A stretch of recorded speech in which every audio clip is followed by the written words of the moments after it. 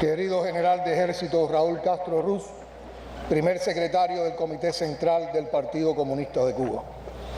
Compañero Machado, comandantes de la Revolución, compañero Lazo, heroico pueblo de Granma, ante la generación histórica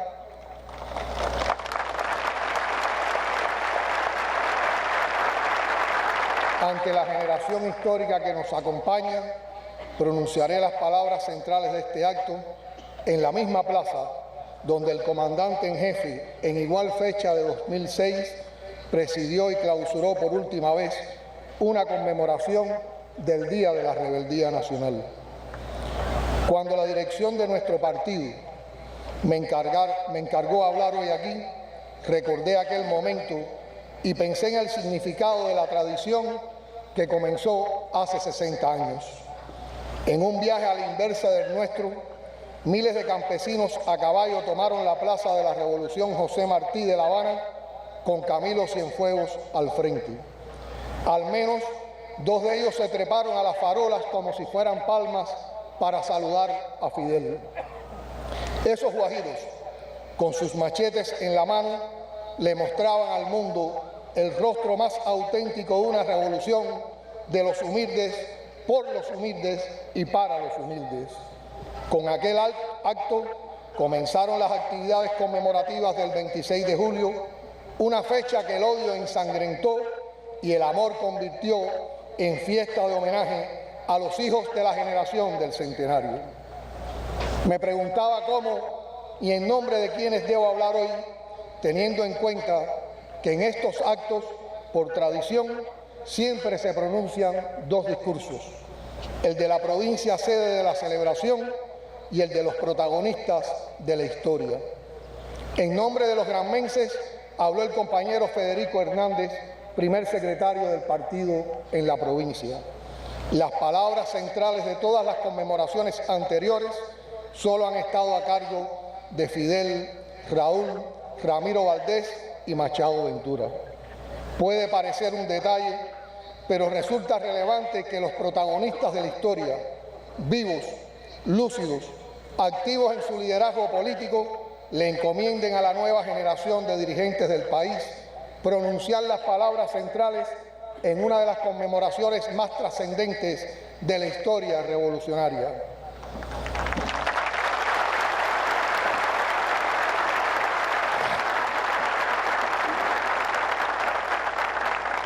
Tengo claro que hoy hablo en nombre de los agradecidos, los que enfrentamos el desafío de empujar un país, como dice el poema de Miguel Barnet, conscientes de la extraordinaria historia que heredamos y el compromiso de no fallarle a los héroes de la patria ni al pueblo del que nacimos. Lo digo al empezar para que comprendan si en algún momento, como suele ocurrir, la emoción se lleva alguna palabra o algún nombre demasiado entrañable. A Raúl, a Ramiro y a todos los asaltantes que están con nosotros, gracias por la confianza, por el ejemplo y por el legado.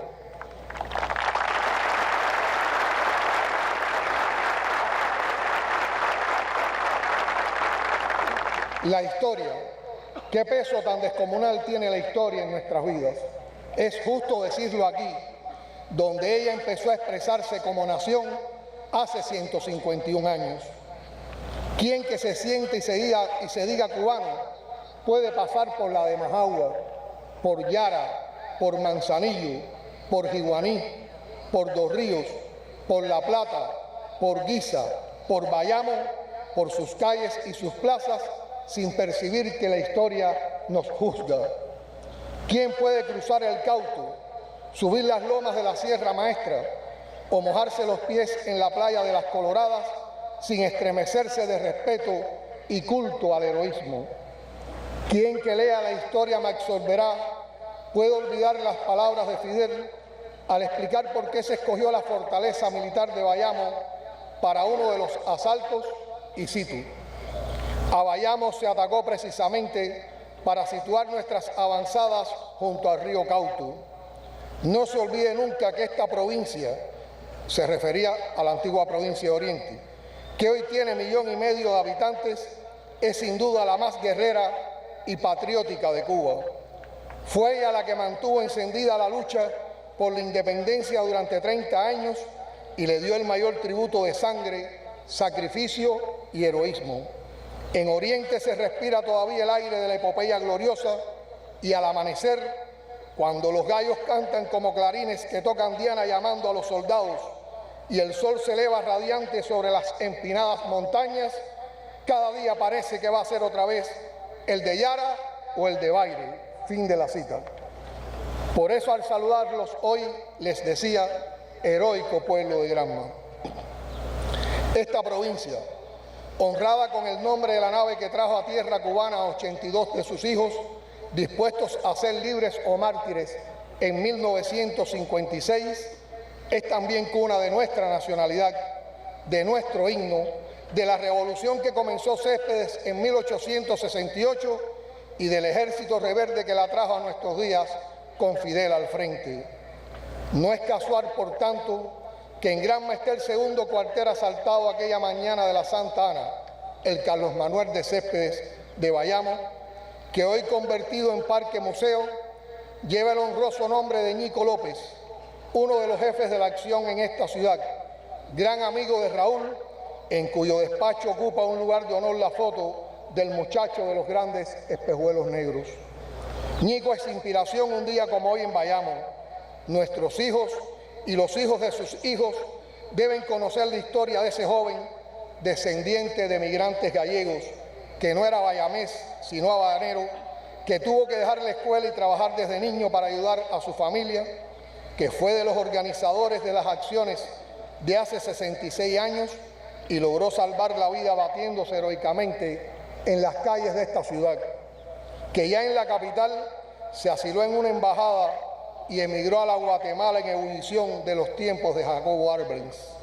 Allí conoció al doctor Ernesto Guevara y, según cuentan, Ñico fue quien le puso el apodo con que lo reconoce el mundo, Che. Ñico cayó asesinado en las horas posteriores al desembarco del Granma, también en tierras de esta provincia, pero no ha estado ni un minuto ausente de la obra revolucionaria a la que se entregó con tanta pasión y fe en el triunfo, por la cual sufrió hambres y penurias de todo tipo, sin perder jamás el entusiasmo ni la sonrisa. Es curioso que varias instituciones importantes, como la Refinería de Regla o la Escuela Superior del Partido, lleven por nombre no el oficial de Antonio López, sino el de Ñico. En esas 4 letras del apodo familiar hay un mensaje: la camaradería y amistad sin límites como uno de los valores de la generación del centenario. Eran hermanos Fidel, Raúl, Almeida, Ramiro y aquellos hombres y mujeres que pusieron por delante a la nación, que pensaron al país como una familia. De ellos venimos nosotros y es muy importante que nuestro homenaje, anual o cotidiano, no se quede encerrado en un acto, en unos versos o unas palabras de efemérides. La revolución, que necesita ahora que demos la gran batalla por la defensa y la economía, que le rompamos al enemigo el plan de destrozarnos y asfixiarnos, precisa al mismo tiempo que fortalezcamos en nuestra gente la espiritualidad, el civismo, la decencia, la solidaridad, la disciplina social y el sentido del servicio público, porque es uno de los grandes legados de nuestros próceres, de quienes los tomó la generación del centenario, y porque ningún progreso sería duradero si el cuerpo social se descompone moralmente. Repasemos brevemente los acontecimientos de hace 66 años. Las acciones del 26 de julio de 1953 no lograron los objetivos que se proponían los asaltantes. Se perdió el factor sorpresa, no todos alcanzaron a escapar de la represión, que fue violenta y cruel. Hombres fotografiados vivos, como José Luis Tacendi, herido solo en una pierna, fueron brutalmente torturados y luego reportados como muertos en combate. Todavía nos golpean los duros testimonios gráficos y orales que recogieron historiadores y periodistas a lo largo de estos años. El más insoportable, imaginar los ojos de Abel en manos de sicarios. A pesar del dolor, de la pérdida física de esos seres de otro mundo de la canción del elegido de Silvio, los sobrevivientes de aquella epopeya, guiados por Fidel, no se lamentaron nunca, no se fueron a llorar a los rincones por sus compañeros muertos o asesinados. Crearon un movimiento con un programa liberador que conserva plena vigencia y transformaron el acontecimiento en la motivación de otros combates. El motor pequeño prendió al grande. 5 años, 5 meses y 5 días después de los asaltos a los cuarteles de Santiago de Cuba y Bayamo, negando el supuesto fracaso del 53, llegaría el triunfo el 59. El revés se había convertido en victoria.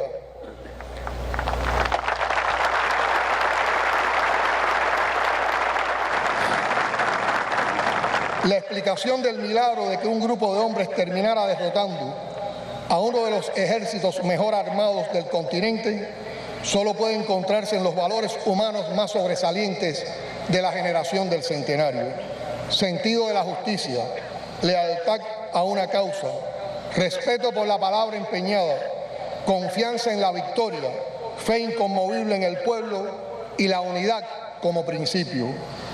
Durante la reciente discusión de la Ley de Símbolos Nacionales se habló mucho de esa fuerza.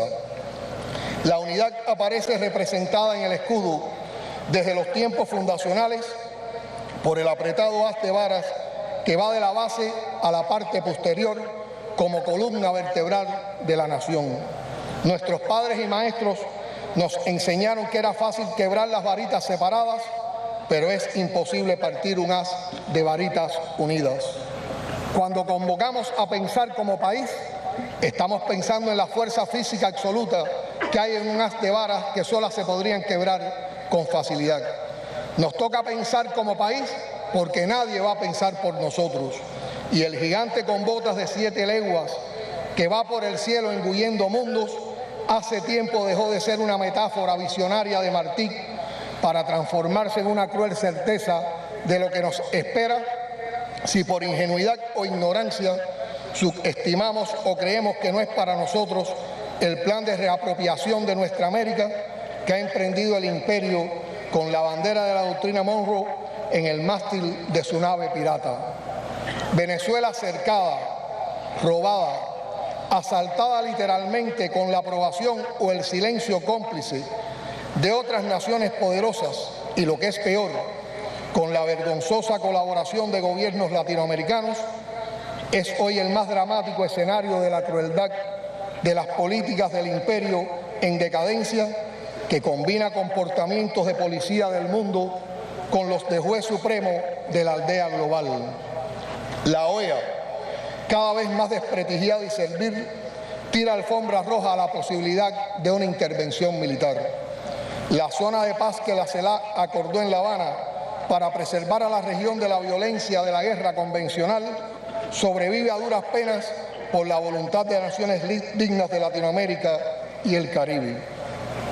Y también por la inteligente, heroica y ejemplar resistencia de la Alianza Cívico-Militar de Venezuela, su gobierno y su pueblo a la guerra no convencional, con la que todos los días se ensayan nuevas modalidades para rendirlos.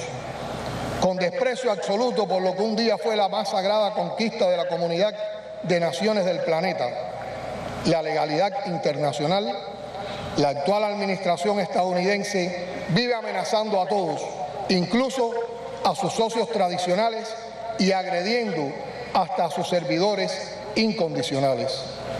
El mundo entero lo sabe, lo reconoce la Asamblea General de Naciones Unidas, cuyas resoluciones el imperio ignora.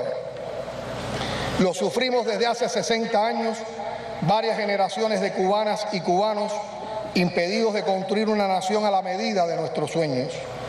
¿Y cuál es el delito por el que se nos castiga? Nuestros padres tuvieron la osadía de acabar con el abuso y recuperar lo que se le había arrebatado a la nación una y otra vez a lo largo de siglos.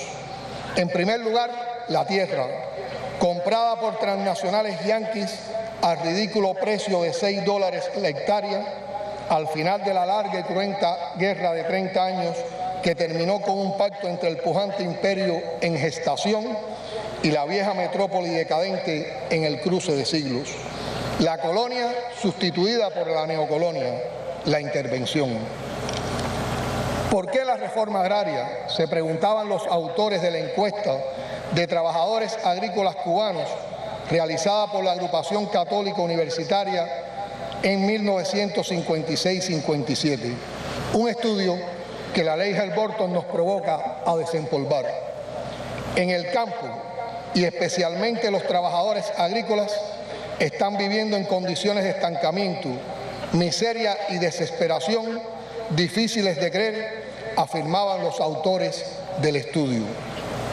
Uno de ellos, el doctor José Ignacio Lazaga, reconoció entonces que en todos sus recorridos por Europa, América y África, pocas veces encontró campesinos que vivieran más miserablemente que el cubano.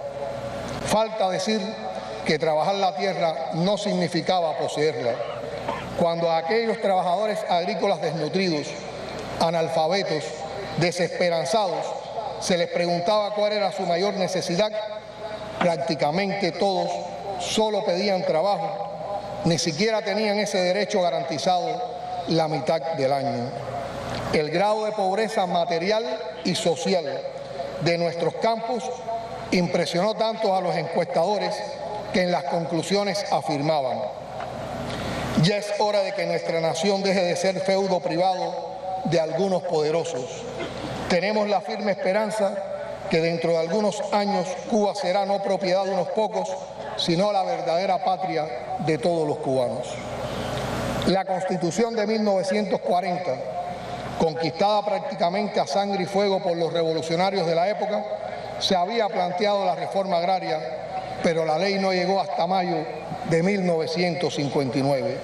Hasta entonces, nuestra tierra era el feudo de compañías norteamericanas en contubernio con políticos corruptos y al amparo de las fuerzas militares al mando del dictador Fulgencio Batista, quien en 1958 tenía distintos grados de propiedad sobre 9 centrales azucareros, un banco, 3 aerolíneas, varias emisoras de radio, una televisora, periódicos, revistas, una fábrica de materiales de la construcción, una naviera, un centro rústico, diversos inmuebles urbanos y rurales, según consta en el libro Los propietarios de Cuba, 1958. Se afirma en esa investigación que poco más de 500 personas eran los dueños del país. La mayoría de ellos huyeron al triunfo de la revolución, abandonando sus propiedades mal habidas y obtenidas con abuso de poder y crímenes incontables por batistianos y cómplices del dictador. Fueron las propiedades de esos malversadores las que confiscó la revolución. Otra historia es la de las nacionalizaciones, derecho que la legalidad internacional reconoce a todas las naciones soberanas, de ahí su nombre, en función del bien público.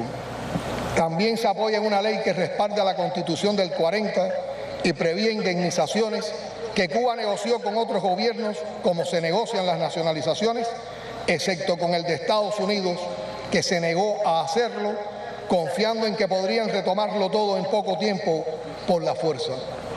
La ley de reforma agraria fue la primera gran nacionalización y el mayor acto de justicia social demandado por el pueblo. Y fue también el punto de ruptura, el cruce de Rubicón, como ha dicho el general de ejército Raúl Castro Ruz. Aquellos que se creían dueños de Cuba, negados a perderla, desataron desde entonces esta guerra no declarada, que ha vivido breves pausas, pero no ha tenido fin.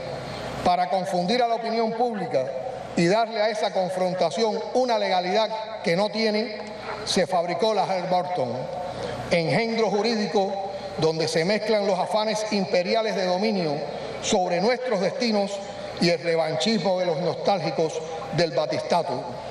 De aquella especie inmoral y antipatriótica que saqueó al país, provienen los reclamantes actuales de las posesiones que hace 60 años pasaron por fin a manos del pueblo.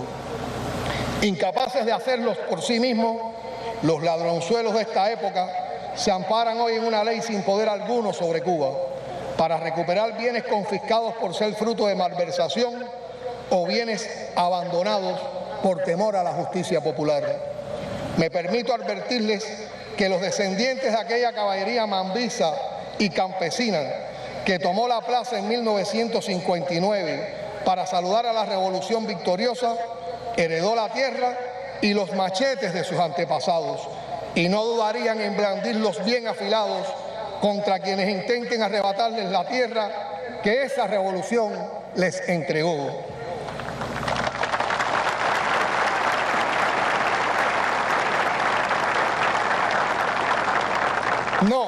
No nos entendemos ni nos entenderemos jamás con los que pretendan devolver a Cuba al estado de cosas que en 1953 llevó a lo mejor de la juventud cubana a asaltar 2 cuarteles militares con más moral que armas.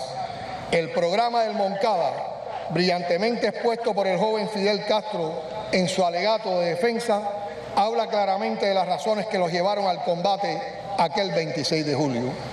El problema de la tierra, el problema de la industrialización, el problema de la vivienda, el problema del desempleo, el problema de la educación y el problema de la salud del pueblo. He ahí concretado los 6 puntos a cuya solución se hubieran encaminado resueltamente nuestros esfuerzos junto con la conquista de las libertades públicas y la democracia política. Quizás luzca fría y teórica esta exposición si no se conoce la espantosa tragedia que está viviendo el país en estos 6 órdenes, sumada a la más humillante opresión política. Fin de la cita. Solo una revolución podía cambiar ese panorama, que 4 años después del asalto se había agravado tanto que en 1957 una organización religiosa como la que mencioné terminaba su encuesta con el reclamo de un cambio radical y definitivo en el país. Cambió Cuba, pero no cambiaron los afanes de poseerla del vecino poderoso con la entusiasta colaboración de los halcones y los apátridas serviles del sur de la Florida. No pueden apropiarse de Cuba, como advirtió Maceo, y deciden perseguirla, acorralarla, asfixiarla. El asedio que sufren todas nuestras operaciones comerciales y financieras ha escalado en los últimos años y meses a niveles extraterritoriales, ilegales y criminales. Voy a dar una cifra fresca para que juzgue el mundo. Solo en el último año, de marzo de 2018 hasta abril de 2019, el bloqueo nos provocó pérdidas por valor de 4.343 millones de dólares. Advierto que el dato no refleja las afectaciones provocadas por las últimas medidas de la actual administración que limitan las licencias de viaje, prohíben el atraque de cruceros y refuerzan las restricciones financieras al impactar directamente al turismo y las actividades asociadas que benefician al creciente sector no estatal de la economía. Son esas restricciones y la persecución financiera contra Cuba las causas principales del desabastecimiento de alimentos y combustibles y de la dificultad para adquirir piezas de repuesto indispensables para sostener la vitalidad del sistema electroenergético nacional, que nos han afectado en las últimas semanas y meses y que estamos enfrentando creativamente con la férrea voluntad de resistir y vencer.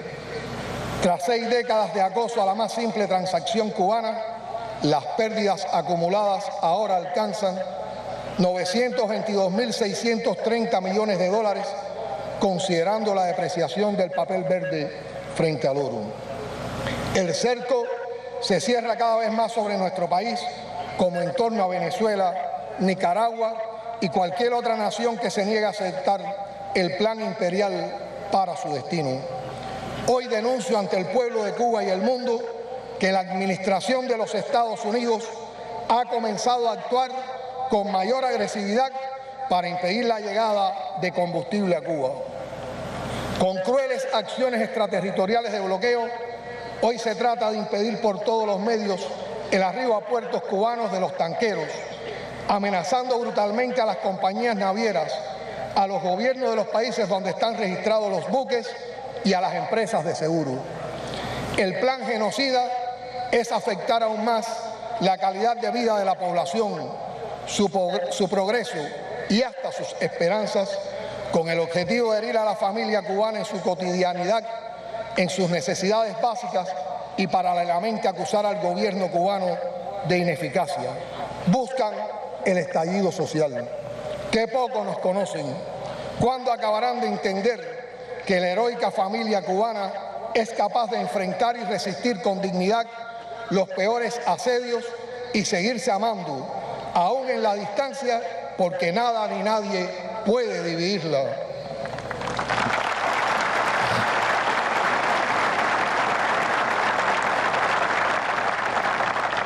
Nos quieren cortar la luz, el agua y hasta el aire para arrancarnos concesiones políticas. No se esconden para hacerlo. Declaran públicamente los fondos destinados a la subversión dentro de Cuba. Inventan pretextos falsos e hipócritas para reincorporarnos a sus listas espurias y justificar el recrudecimiento del bloqueo. En el colmo del cinismo, apelan al chantaje. Ignorantes de la historia y los principios de la política exterior de la Revolución cubana, nos proponen negociar una posible reconciliación a cambio de que abandonemos el curso escogido y defendido por nuestro pueblo, ahora como antes. Nos sugieren traicionar a los amigos, echar al cesto de la basura 60 años de dignidad. No, señores imperialistas, no nos entendemos. Cuba, que conoce las distancias éticas,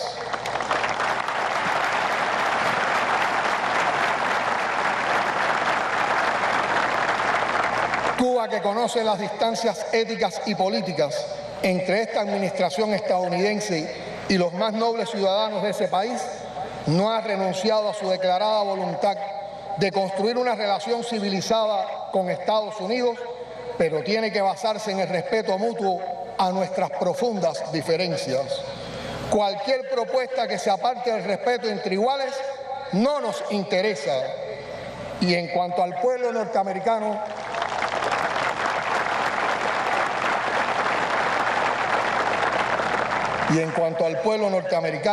están invitados permanentemente a Cuba. Nuestras puertas están abiertas. Vengan, vean y conozcan la realidad del país que les niegan visitar en nombre de la libertad, derecho humano esencial que, según dicen, falta en Cuba y abunda allí. Por nuestra parte, no nos dejaremos distraer con presiones y amenazas. Hay demasiados desafíos que vencer y vamos a concentrarnos en ellos.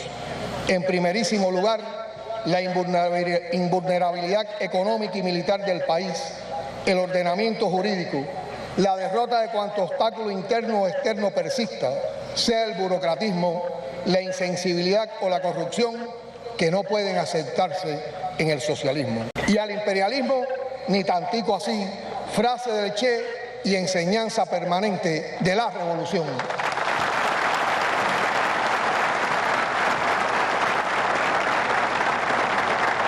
Estos mensajes de la Cuba de principios políticos invariables los llevaremos al foro de Sao Paulo reunido en Caracas esta semana para fortalecer la integración de las fuerzas de izquierda y su movilización frente a la ofensiva imperial que se ha propuesto quebrarnos, dividirnos y enfrentarnos.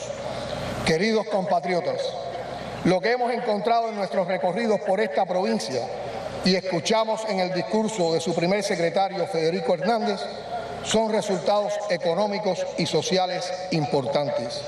El territorio mereció la sede por sus avances innegables.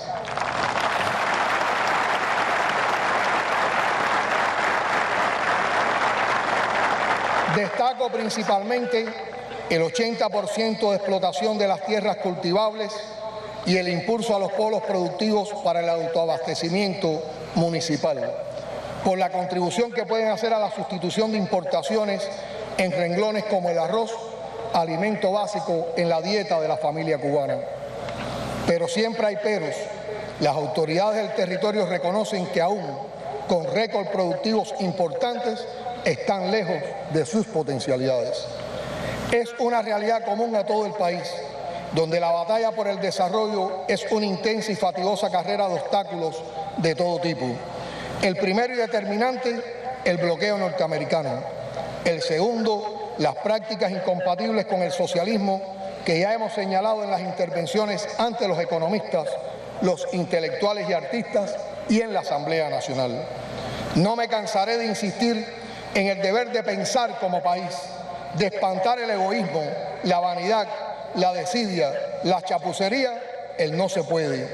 Dejemos de creer y afirmar que la culpa es del otro sin mirar antes qué estamos haciendo, creando, aportando cada uno de nosotros. Considerando el panorama de asedio brutal a nuestras operaciones financieras que he descrito antes, todos tenemos el deber de cuidar como niñas de nuestros ojos las costosas inversiones emprendidas en el transporte, la industria, las comunicaciones y otras áreas que estamos acometiendo. Pretender que de repente la mentalidad se transforme a la velocidad máxima que pueden alcanzar nuestros trenes podría sonar a utopía si no creyéramos en el pueblo y en sus reservas de moral y sus aspiraciones a un crecimiento con belleza. Pero esos cambios no salen de un sombrero, no somos magos. Nuestro Consejo de Ministros no opera con ilusiones. Nos corresponde dirigir bien los escasos recursos disponibles para garantizar la distribución equitativa y justa de los bienes creados.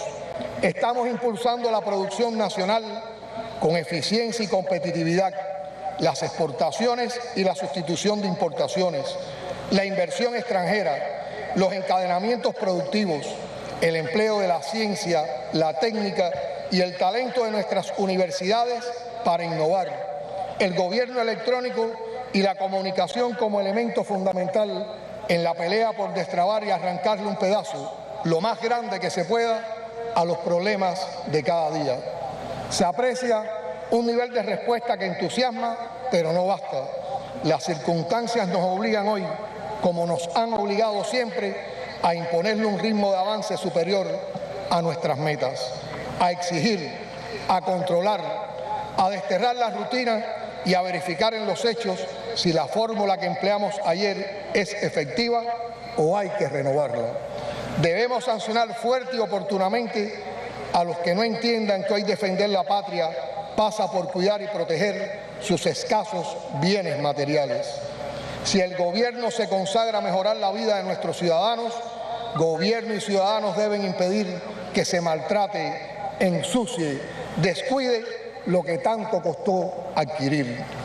Puesto frente a la vieja disyuntiva de subir salarios ya o a esperar resultados productivos para respaldar esas erogaciones, decidimos elevarlos, no una, sino varias veces el valor de lo que se estaba pagando.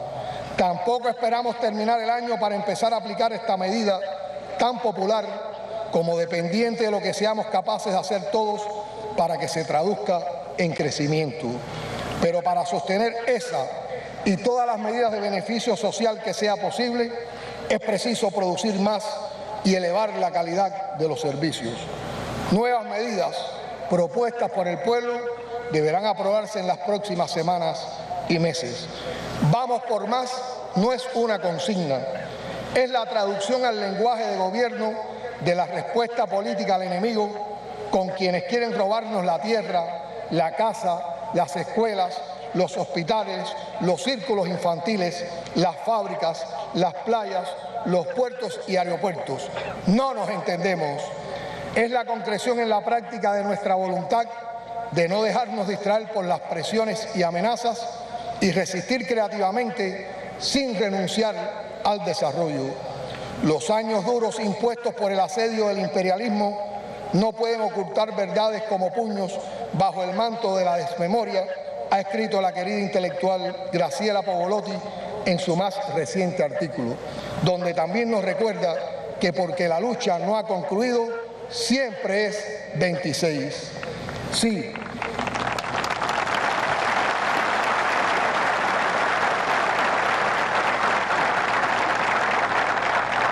Sí, el 26 de julio será siempre una gran inspiración.